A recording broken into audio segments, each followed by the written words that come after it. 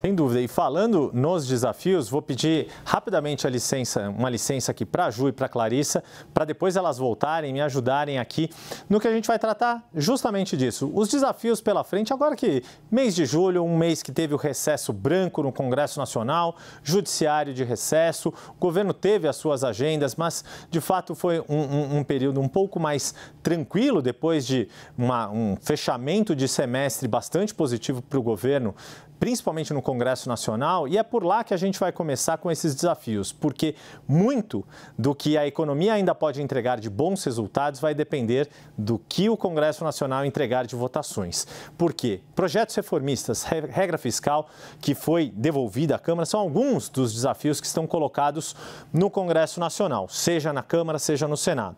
A reforma tributária, a gente falou dela, inclusive ontem, naquela entrevista exclusiva que a CNN fez com a ministra do Planejamento, Simone Tebet, ela disse que vai dormir no Senado, se for preciso, para que a reforma tributária do consumo seja aprovada no Senado, ainda que tenha que voltar para a Câmara, seja promulgada ainda no ano de 2023, para que em 2024 o governo comece as regulamentações por uma série de projetos de lei complementares. Mas vale lembrar, tem toda a discussão do orçamento de 2024, estou colocando antes do marco fiscal. O marco fiscal é importante, precisa passar pela Câmara dos Deputados. Tem uma indicação pela apuração do nosso colega aqui de Brasília, Gustavo Uribe, de que o presidente da Câmara, Arthur Lira, pretende concluir a votação da nova regra fiscal na segunda semana de agosto, e isso combina com o desejo da equipe econômica, tanto da Fazenda quanto do Planejamento, para a elaboração do orçamento de 2024. E é no orçamento de 2024 que vão ser fundamentais algumas daquelas propostas que Fernando Haddad já mencionou para o segundo semestre, como a tributação de offshores, de fundos exclusivos, juros sobre capital próprio, que no pacote todo a Fazenda tem chamado e tem gostado de chamar de taxação de super ricos, ainda que seja uma pauta que enfrente resistência no Congresso Nacional, porque muitos dos afetados por essas medidas são integrantes do próprio Congresso Nacional, mas a Fazenda acredita que com esse discurso, quem vai defender os super ricos na questão tributária, isso pode diminuir resistências e fazer com que essas propostas andem. Elas são fundamentais para aumentar a arrecadação ainda neste ano, mas também para garantir a viabilidade do orçamento do ano que vem, já nas novas regras do arcabouço da nova regra fiscal. E vale ter um ponto de atenção que a gente ainda vai esmiuçar com informação de bastidores aqui no 360 sobre o projeto da regulação das redes sociais. Aquela história que ficou conhecida como PL das fake news segue no radar da Câmara dos Deputados. Há uma vontade, sim, de fazer com que esse projeto ande, associado a outro projeto que foi desmembrado do texto original do deputado Orlando Silva, que é do PCdoB de São Paulo. O segundo texto está sob relatoria de também uma deputada do PCdoB, só que do Rio de Janeiro, Jandira Fegali, que mexe com direitos autorais. Para a gente fechar esse primeiro bloco aqui do que você que acompanha o 360 tem que ficar de olho no segundo semestre, olhando para o Congresso Nacional, trazer de volta minhas colegas desta tarde, Juliana Lopes e Clarissa Oliveira. Clarissa já está em casa agora no 360, vou começar pela Ju Lopes, que está mais pertinho de mim. Ô Ju, essa questão que o Ministério da Fazenda, conversando hoje com algumas fontes da equipe econômica, deixam muito claro que todo esse pacote que eles estão chamando de taxação dos super ricos não tem relação tão direta quanto se pressupunha com as mudanças que o governo quer fazer no imposto de renda. Isso ficaria para um outro momento e isso vai começar pelo Senado Federal. Na sua avaliação do que você nos traz de informações sobre a agenda do Congresso, em especial esse foco nas agendas econômicas, o governo tem tudo para conseguir ter um segundo semestre tão bom quanto foi o primeiro, apesar do começo tumultuado, com histórias como o decreto do saneamento, ou tem alguns pontos de atenção por serem medidas mais polêmicas, de maior resistência no Congresso Nacional do que foi a nova regra fiscal e a própria reforma tributária na Câmara? Yuri, as propostas mais robustas, né, que eram mais, a gente fala que tinham mais encrenca ali no meio da discussão, elas acabaram tendo aí um andamento muito considerável, né? Então, marco fiscal, a reforma tributária, mesmo que alguns pontos ainda estejam sendo discutidos no Senado e algumas mudanças alguns senadores tentando implementar algumas mudanças, esse ponto mais robusto é visto como uma vitória para o governo, principalmente a reforma tributária, que há anos andava ali a passos bastante lentos no Congresso e conseguiu, então, ter ali um primeiro passo e destravar. Agora a gente precisa ver o que vai acontecer no segundo semestre. Eu conversei hoje com alguns parlamentares, principalmente para entender quais eram as propostas da oposição, né? Porque isso conta muito, né? O que o governo quer, mas o que a oposição quer colocar ali na frente da discussão. E aí me colocaram ali algumas pautas em relação à questão de segurança, principalmente aquele decreto das armas, que está sendo bem polêmico, né? E vai ser discutido no Congresso Nacional também, mas não colocaram pautas tão consideráveis quanto as econômicas do governo. Então, pelo menos o que eles veem é que há aí a possibilidade do governo ter grandes conquistas, a reforma tributária a principal delas, sem que tenha tantos entraves e tantas travas para conseguir deslanchar ali no segundo semestre, porque também a oposição não tem mostrado pautas que sejam relativamente consideráveis e que ocupem o espaço da discussão ali no Congresso Nacional. É isso que eles estão vendo, ainda não apresentaram aí as propostas, o que vai entrar em pauta. Muita gente está bastante curiosa com as reuniões de líderes que vão começar na semana que vem, o que vai ser colocado de fato na pauta, o que vem primeiro, o que fica para depois, mas já me colocaram isso. Ainda não há ali grandes apostas da oposição para essa segunda fase, digamos assim, desse ano dos trabalhos legislativos. Yuri.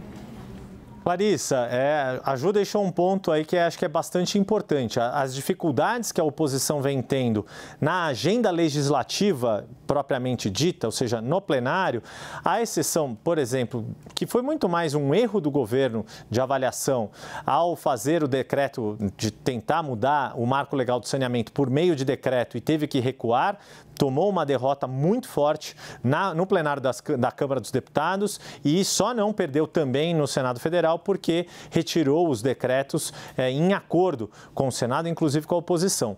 O campo de batalha mais forte da oposição tem sido muito mais por meio das comissões parlamentares de inquérito, talvez a CPI do MST na Câmara dos Deputados, ainda com mais força do que a própria oposição pretendia ou vendia em termos de discurso político na CPI mista do 8 de janeiro. Para usar o termo que a Ju utilizou, quais são as suas apostas e o seu radar está voltado para onde no Congresso Nacional, Clarice Oliveira?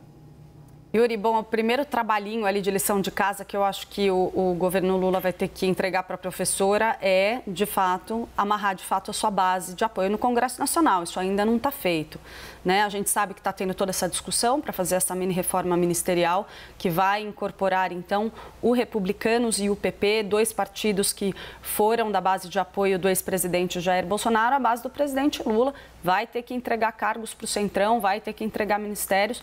E aí sim a gente começa a ter uma dimensão um pouco maior de qual vai ser o tamanho da base que o governo Lula vai ter no Congresso, quantos parlamentares desses partidos vai ser possível atrair para poder aprovar, andar toda essa agenda que você listou.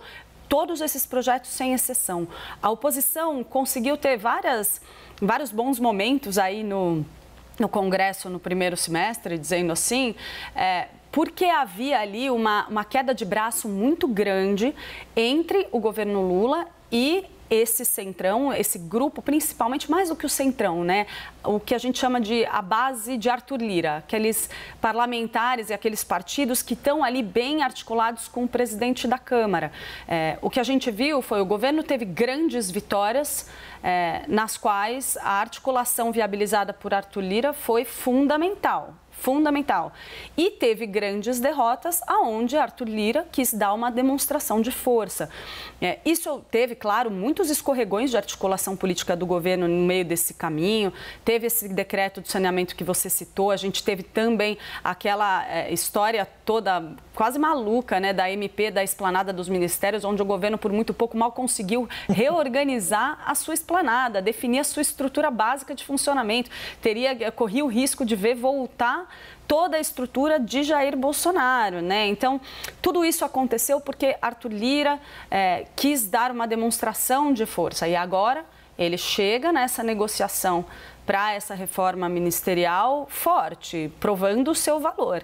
E essa fatura ainda está para chegar. Se o governo conseguir amarrar bem esses votos, ou pelo menos uma parcela importante dos votos do PP e do Republicanos, junto com os votos dos quais o governo já dispõe, fica muito mais fácil garantir avanços em toda essa agenda que você listou. Quais delas têm mais chance de avançar independentemente desse reforço que o governo está buscando? Reforma tributária é uma agenda que já está bem pacificada, bem consolidada. Novo marco fiscal, também essa negociação está bem articulada. Essas negociações que foram tocadas diretamente pelo ministro da Fazenda, Fernando Haddad, estão mais azeitadas, digamos assim. Agora, se o governo chegasse agora numa discussão, por exemplo, como o PL das fake news, corria o risco de tomar outra bola nas costas. Pois é, deixa eu insistir nesse ponto então, Clarice, que acho que é importante, porque o projeto das fake news, dessa regulação das redes, tem uma série de desdobramentos, enfrenta uma resistência grande. A Ju Lopes também tem um pouquinho de apuração que ela vai dar só um spoiler agora para a gente jogar mais para frente na edição, mas vale lembrar que esse tipo de... a agenda que anda no Congresso Nacional, em especial na Câmara, até mais na Câmara do que no Senado, né, Clarice, depois jogo para a Ju, é quando o governo consegue convergência com o grupo de Arthur Lira e, em especial, com o próprio presidente da Câmara, Arthur Lira.